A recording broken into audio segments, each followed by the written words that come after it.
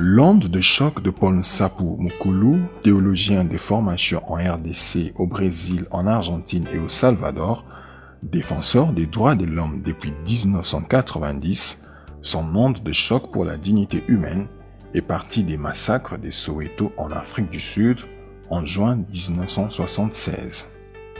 Lorsque j'ai vu à l'époque ces images qui avaient défilé sur les écrans, qui avaient vibré dans de radios du monde, avait créé en moi une révolution.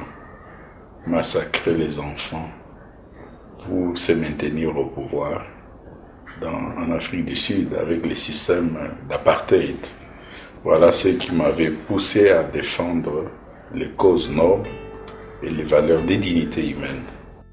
Dans son pays, le Zaïre, le 24 avril 1990, c'est la démocratisation avec en vue l'organisation des élections pluralistes. 6 jours plus tard, soit le 30 avril, les jeunes défenseurs des droits de l'homme créent la Ligue zaïroise des électeurs, pionnière de l'éducation civique et électorale au Zaïre et sur les continents africains. Je me suis dit, mais on va peut-être entrer dans un cycle d'élections pluralistes. Alors, je me suis dit, bon, là, il y a un problème d'absence de culture politique dans sa composante culture, sous-culture électorale. Et je me suis dit, pour favoriser un tel climat et aller de l'avant, il faudrait promouvoir un environnement qui puisse être respectueux des libertés fondamentales. D'où l'idée de mettre sur pied, créer donc la Ligue zaïroise des électeurs, une organisation des droits de l'homme, mais spécialisée, qui doit se spécialiser et qui s'est spécialisée dans les questions électorales. La transition mouboutienne est mise en branle avec la tenue de la conférence nationale souveraine. La Ligue zaïroise des électeurs est accréditée pour les comptes de la société civile. Son président est expert des questions électorales à la CNS, où il travaille aux côtés du président de ces assises historiques, Monseigneur Musingu. Nous avons donc eu l'occasion de nous adresser à la plénière de ce grand rendez-vous historique de notre pays, avec une déclaration sectorielle sur la typologie et l'importance des élections qu'attend ou qu'attendait en ce moment-là notre peuple. Voilà cette contribution qu'on a essayé de donner au niveau de cette conférence nationale souveraine, mais nous avons pesé de tout notre poids pour que les attentes de cette population soient, disons, coulées sous des lois qui puissent permettre qu'on ait des élections qui répondent vraiment à ces attentes.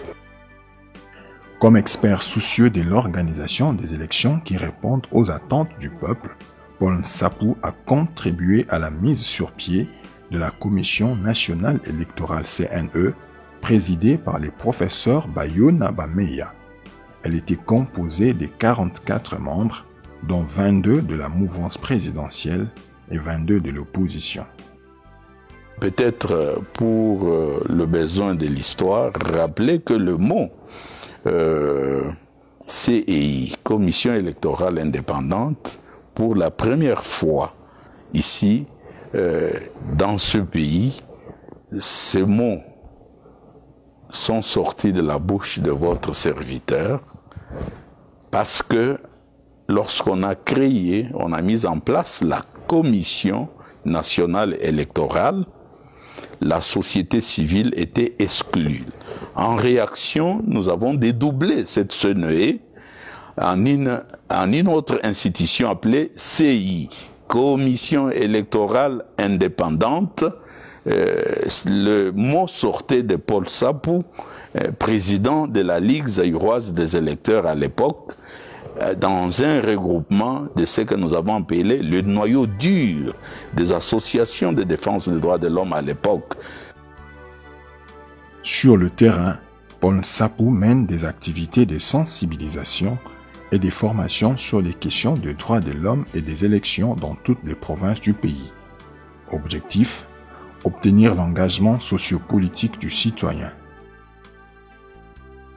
Des moments difficiles puisque avec ce que nous avions comme module de formation de base en matière d'élection et d'animation du mouvement démocratique, toutes ces actions de sensibilisation populaire, suivies, couplées à des formations spécifiques des observateurs nationaux ou locaux des élections qui, en attendant aussi, animent le mouvement démocratique à leur niveau, c'était un grand moment fantastique puisque nous sommes allés dans le Congo profond, les Zaïre profonds. On a pris pirogue, on a pris de motos, on a marché à pied, on a pris même des vélos, et c'était pénible, les intempéries, parfois à des endroits où il y avait des animaux sauvages, des serpents. Je ne sais pas vous dire que tout ce que nous avions enduré, mais nous sommes allés à la base former tout ce qu'il y avait comme élite intellectuelle et également des personnes que l'on appelait analphabètes dans leur langue locale. Nous tenions des campagnes de sensibilisation dans leur langue locale, à l'est du pays, comme au centre du pays, et comme aussi à l'ouest, au nord, au sud. C'est une expérience vraiment qui me laisse encore, qui me rappelle des souvenirs de notre jeunesse engagée pour s'aimer cette graine d'engagement sociopolitique sur des questions vitales de la gestion de notre pays et participation du citoyen, de la citoyenne. Cet activisme donne de l'insomnie aux tenants du pouvoir dictatorial au Zaïre. Les défenseurs des droits de l'homme, spécialisés dans les questions électorales, en ont payé un lourd tribut. Ah oui, bon, j'ai des séquelles, tentative de meurtre organisé, et Floribert Chebeya avait enquêté là-dessus. Il est remonté jusqu'au service de sécurité lorsque on m'a renversé sur une moto, le fémur brisé en deux, et j'ai été sauvé de justesse, et un check-up grâce à certaines associations américaines des droits de l'homme, un check-up en Amérique a dû m'aider à retrouver un tout petit peu ma stature, mon équilibre, mais sinon, des arrestations, n'en parlons pas, des gardes à vue, c'était à répétition puisque il y avait quelque part du reculant par rapport à l'évolution que nous voulions imprimer à la démocratisation de ce pays, aussi bien du côté droit de l'homme que du côté processus électoral. Le 17 mai 1997, la transition mobusienne reçoit un coup d'estocade avec l'arrivée au pouvoir de Laurent Désiré Kabila, porté par une alliance militaire. L'année suivante, plus rien ne va entre le nouvel homme fort du pays et ses alliés de l'Est. Commence alors une nouvelle rébellion contre le régime du tombeur de Mobutu. En janvier 2001, le président Kabila est assassiné à Kinshasa. Son fils Joseph Kabila lui succède. Pour ramener et consolider la paix en RDC, le nouveau président accepte de discuter avec ses belligérants. Un long processus qui va aboutir au dialogue intercongolais à Sun City en Afrique du Sud en avril 2002. Paul Sapou y participe encore une fois comme expert électoral. Et là, j'ai travaillé d'arrache-pied avec la commission PAJ, politique, administrative et juridique, pour, encore une fois, l'institutionnalisation d'un pouvoir organisateur des élections en une structure qui soit indépendante, la CENI, la CEI, Et cela a été coulé dans une résolution que nous appelons la résolution numéro 5 du dialogue intercongolais. Sur base de l'accord global et inclusif signé, la transition 1+4 est mise en place, avec elle des institutions d'appui à la démocratie, dont la Commission électorale indépendante CEI, présidée par l'abbé Apollinaire Malo Malo. Cette commission n'avait pas de texte pour la régir, la faire fonctionner. Et donc, la Ligue des électeurs s'est mise en mouvement et a fédéré toutes les forces sociales qui n'étaient pas politiques, c'est-à-dire la société civile. Avec toutes ces forces, la Ligue a proposé un projet, un draft de loi organique de cette première commission électorale dite indépendante. Ce texte a été remis à nos parlementaires ici de la société civile qui avaient pris part au dialogue intercongolais, qui siégeaient au Parlement. C'est à eux que nous avions confié cette tâche, au vu aussi de tout le monde. C'était au collège Boboto, où je leur ai remis ce texte pour qu'ils aillent en discuter et faire passer nos idées au Parlement de l'époque. Pendant cette transition, la Ligue des électeurs continuait sans désemparer son travail de formation et d'éducation civique et électorale dans tout le pays. C'est plus de 50 000 observateurs nationaux et animateurs du mouvement démocratique formés sur l'ensemble, mais on a déjà dépassé les 50 000. Là, c'était lorsque je vivais ici, avant d'aller en exil. Alors, parmi les gens qui ont été formés, il y a l'abbé Apollinaire Malo Malo, il y a également Ronsard Malonda, et à travers le MIEC, Mouvement des étudiants catholiques du Congo. Et donc, il y a toutes ces personnalités qui ont été formées et ont eu accès aux techniques électorales, comment gérer, comment administrer un processus électoral sur base de nos modules de formation que j'avais mis en place au sortir de beaucoup d'expériences africaines, américaines, asiatiques, européennes, avec des collègues dans ces domaines.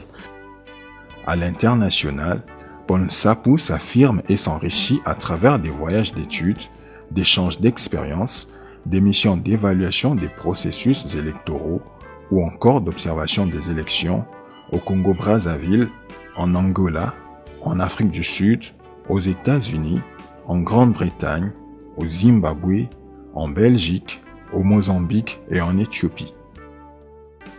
Bon, une personne qui s'améliorait à chaque fois, une expérience de terrain, une expérience de plusieurs terrains, qui apporte un plus par rapport aux connaissances générales. Je vis certaines réalités qui ne sont pas livresques, mais qui sont de réalités de terrain. Par exemple, les élections du siècle, multiraciales, en Afrique du Sud. Eh bien, j'avais appris beaucoup de bonnes choses que j'essaye d'intégrer chez nous dans tout ce que nous faisons, dans ces combats pour l'avancée de la démocratie à travers la question électorale. Une expérience unique et d'autres expériences dans des situations troubles nous ont toujours apporté un plus à travers beaucoup de pays africains qui ont organisé aussi des élections dans la période de 1990 jusqu'à ces jours. En 2005, suite aux nombreuses et persistantes menaces de mort, Paul Nsapu quitte son pays. Commence alors un long exil de 15 ans. À chaque chose malheur est bon, cette période lui a permis de porter et défendre à l'international la cause de son pays sur des questions de droits de l'homme et des élections. C'est ce que beaucoup qui ne le savent pas, mais tous les animateurs des institutions actuelles, toutes les personnalités, savent très bien que Paul Nsapu n'a jamais été déconnecté des réalités sociopolitiques et économiques de ce pays. Je suis resté connecté durant toute ma période d'exil à travers non pas seulement la Ligue des électeurs, dont je suis le président du conseil d'administration, mais également à travers les autres organisations de la société civile dont je suis, si vous voulez, cofondateur, et d'autres structures de synergie que j'ai mises en place avant que je ne parte du pays. Donc je suis resté connecté avec les 50 000 observateurs, dans leur majorité, étaient en contact avec moi pour me renseigner sur tout ce qui s'est passé au pays. Et voilà pourquoi j'étais un homme très avisé sur tout ce qui s'est passé au pays et auprès desquels les acteurs internationaux venaient puiser et échanger et comparer ou vérifier certaines situations qui prévalaient ici au pays. Et donc, on m'a vu au four et au moulin en Europe, en Amérique, un peu partout, parlant de la RDC, parlant de la situation politique de la RDC, parlant de la situation droits de l'homme en RDC, parlant des tentatives et des processus électoraux qui étaient enclenchés ici. Violation grave des droits de l'homme, je le dis. Monsieur Michel, je m'excuse, il fallait avoir un contradicteur là-bas. Rémi, on sait comment il est et pourquoi il est là. S'il vous plaît, il fallait un contradicteur, un défenseur des droits de l'homme. Oui, Michel, vous revenez ici pour discuter la levée des sanctions. Les évaluer, nous sommes là. Nous sommes là, les effets, nous sommes là. S'il vous plaît. Je n'ai pas l'intention d'avoir un débat avec vous. Vous n'avez pas le droit de prendre la parole. Monsieur, vous n'avez pas le droit. Vous savez où vous n'avez pas amené la réalité. Vous n'avez pas le droit de prendre la parole ici. Bien du tout. J'ai dit l'essentiel, monsieur le commissaire. Retenez ce que je vous dis. Le pays est mort grâce à ce monsieur qui a dit Gabi l'avenir. Nous en sommes où? L'altercation que j'ai eue avec Louis Michel, le parlementaire Louis Michel, mais il y a d'autres enceintes, qu'il s'agisse des Nations Unies, à New York, à Genève, un peu partout, à la Cour pénale internationale. Et j'ai toujours parlé pour la RDC et pour l'Afrique. Et donc je suis resté connecté à la réalité de mon pays. Il est resté connecté à la réalité de son pays, dont il connaît bien les acteurs. Paul Sapou ne peut s'empêcher de rencontrer et de discuter avec les animateurs de tous les bords politiques pour l'intérêt supérieur de la nation congolaise. Non, moi j'appartiens au bord sociopolitique du peuple congolais. Alors, s'il y en a qui me voient katumbiste, tshisekediste, il y en a aussi qui me voient fayouliste ou autre courant rattaché, politique rattaché à un camp. Non, c'est tout simplement pour vous dire que les solutions aux problèmes qui se posent à notre pays, vous ne pouvez pas éviter de les trouver avec toutes ces personnalités. Et ces personnalités ont aussi leurs problèmes. Je vous ai dit, leurs droits civils et politiques. Et moi, avec ma position au sein de la Fédération internationale des droits de l'homme, je suis une personnalité fréquentable pour ensemble trouver des solutions, prodiguer des conseils qui peuvent aider à ce que on trouve des solutions pour ce pays. Les solutions pour la RDC en matière de démocratie passent notamment par des élections libres, démocratiques et transparentes. Elles sont possibles avec une commission électorale nationale indépendante animé par les meilleurs d'entre les filles et fils du Congo, croit Mordicus, le pionnier de l'éducation civique et électorale de notre pays.